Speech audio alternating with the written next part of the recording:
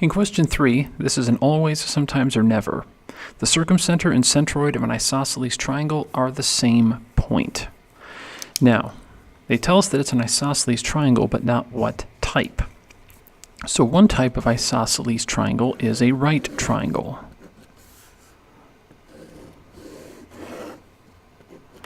Now, what is the circumcenter? Now, the circumcenter is what you get when you take the perpendicular bisector of 3 sides. And the centroid is what you get when you find the median of 3 sides.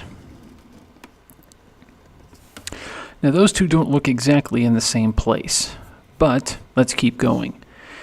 Besides right isosceles triangles, we could also have acute isosceles triangles. So here's an acute, here's an acute. So if we draw the circumcenter here, then we draw the perpendicular bisector, and that's about there. Here, we'll do the same thing. And those kind of look like they're in the similar place, so let's keep going. Now we could also have obtuse isosceles triangles. So if we draw the perpendicular bisector for each of these,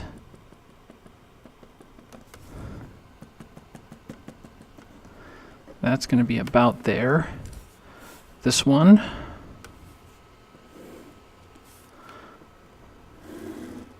these two are definitely not in the same place. They don't even look close.